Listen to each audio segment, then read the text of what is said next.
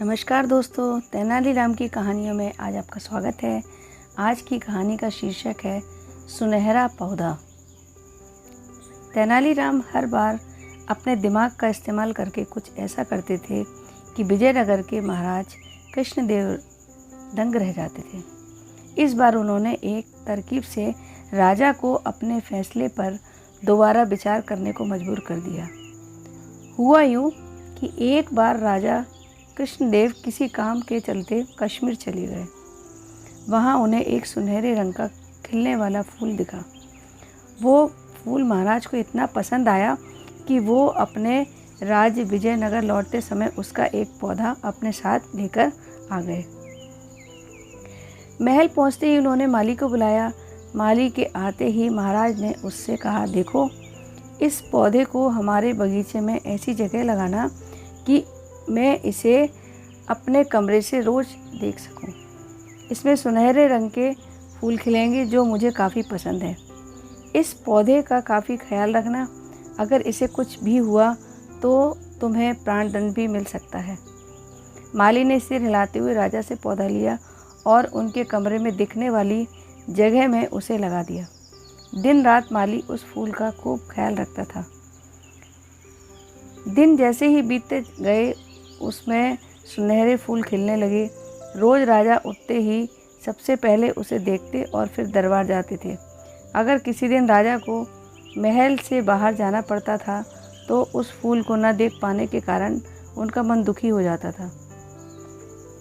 एक दिन राजा सुबह उस फूल को देखने के लिए अपनी खिड़की पर आए तो उन्हें वो फूल ही नहीं दिखा। तभी उन्होंने माली को बुलाया। महाराज ने माली से पूछा, वो पौधा कहाँ गया? मुझे उसके फूल क्यों नहीं दिख रहे हैं? जवाब में माली ने कहा, साहब, उसे कल शाम को मेरी बकरी खा गई। इस बात को सुनते ही उनका गुस्सा 7वें आसमान पर पहुंच गया। उन्होंने सीधे राजमाली को 2 दिन बाद मौत की सज़ा सुनाने का आदेश दे दिया। तभी वहां सैनिक आए और उसे जेल में डाल दिया। माली की पत्नी को जैसे ही इस बारे में पता चला, वो दरबार में राजा से फरियाद करने पहुंची। गुस्से में महाराज ने उसकी एक बात न सुनी। रोते रोते वो दरबार से जाने लगी।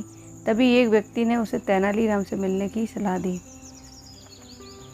रोते हुए माली की पत्नी ने तेनालीराम को अपने पति को मिली मौत की सज़ा और उस सुनहरे फूल के बारे में बताया। उसकी सारी बात सुनकर तेनालीराम ने उसे समझा बुझाकर घर भेज दिया। अगले दिन गुस्से में माली की पत्नी उस सुनहरा फूल खाने वाली बकरी को चौराहे में ले जाकर डंडे से पीटने लगती है।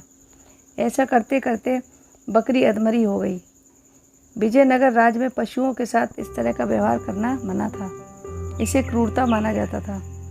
इसलिए कुछ लोगों ने माली की पत्नी की इस हरकत की शिकायत नगर कोतवाल को कर दी।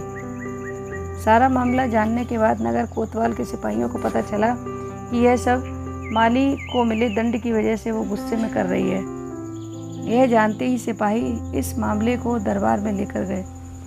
महाराज कृष्णदेव ने पूछा कि तुम एक जानवर के साथ इतना बुरा व्यवहार कैसे कर सकती हो?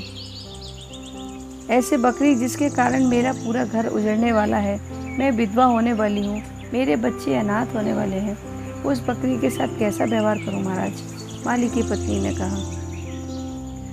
राजा कृष्णदेव ने कहा, तुम्हारी बात का मतलब मैं समझ नहीं पाया। ये बेजुबान जानवर तुम्हारा घर कैसे उजाड़ सकती है?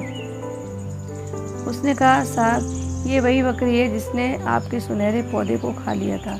इसकी वजह से आपने मेरे पति को मौत की सज़ा सुना दी है। गलती तो इस बकरी की थी, लेकिन सज़ा मेरे पति को मिल रही है।